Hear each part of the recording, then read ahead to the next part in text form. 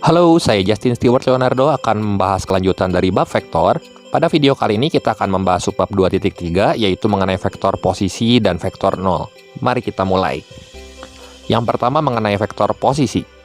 Misal suatu vektor kita gambar pada bidang 2 dimensi yang kita kenal dengan R2. Maka vektor posisi suatu titik adalah vektor yang titik pangkalnya di 0,0 dan titik ujungnya di titik itu sendiri. Untuk titik pusat koordinat atau kita kenal dengan titik pangkal vektornya itu adalah 0,0 di R2 dan 0,0,0 di R3.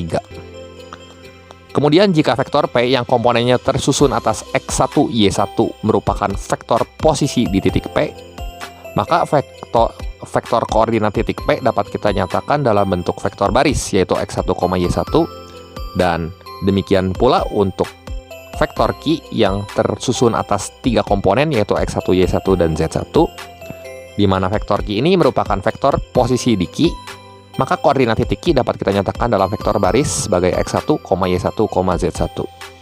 Ingat kembali gambar vektor di mana yang runcing ini yaitu titik B merupakan titik ujungnya dan titik A merupakan titik pangkalnya. Kemudian mengenai vektor 0.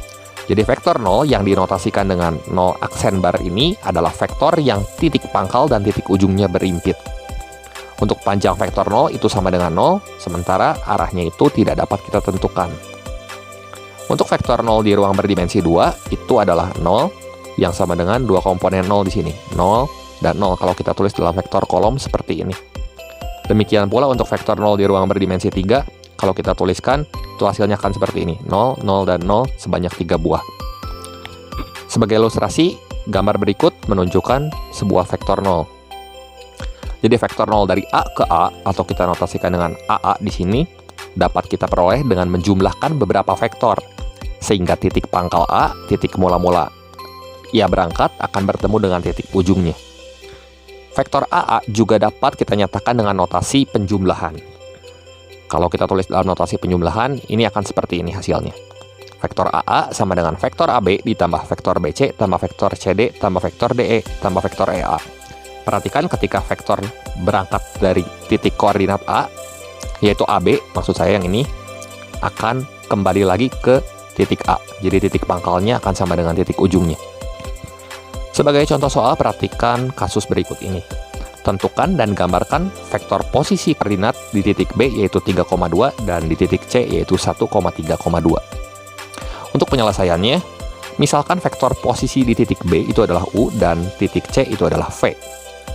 Maka vektor posisi di titik B itu akan sama dengan OB yang sama dengan B kurangi O, di mana vektor B itu tersusun atas 2 komponen yaitu 3,2 dikurangi 0,0. Maka ini hasilnya akan sama dengan vektor koordinat di titik B itu sendiri yaitu 3 dan 2. Demikian pula untuk vektor posisi di titik C, di mana kita dapat menuliskannya sebagai OC sama dengan C dikurangi O, yaitu 1, 3, dan 2 dikurangi 0, 0, dan 0, maka hasilnya akan sama dengan vektor koordinat titik C itu sendiri yaitu 1, 3, dan 2. Sebagai ilustrasi, gambar berikut ini menunjukkan vektor posisi di titik B yaitu 3 satuan ke arah kanan dan 2 satuan ke arah atas. Dan gambar berikut ini juga merupakan vektor posisi di titik C, yaitu ya titik C-nya yang ini, di mana vektor C itu sendiri merupakan vektor yang berangkat dari titik pangkal sejauh 1 satuan dari titik pangkal untuk ke arah sumbu X, dan 3 satuan ke arah sumbu Y, dan 2 satuan ke atas ke arah sumbu Z. Kemudian untuk contoh soal yang kedua, tentukan vektor 0 dari titik B yaitu 3,2 dan titik C yaitu 1,3,2.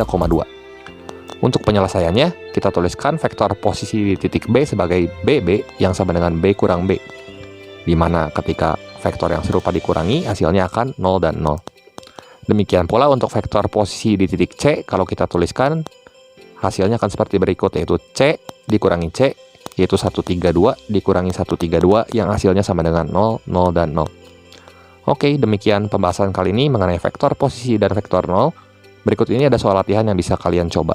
Terima kasih untuk perhatiannya, sampai jumpa di video saya yang berikutnya.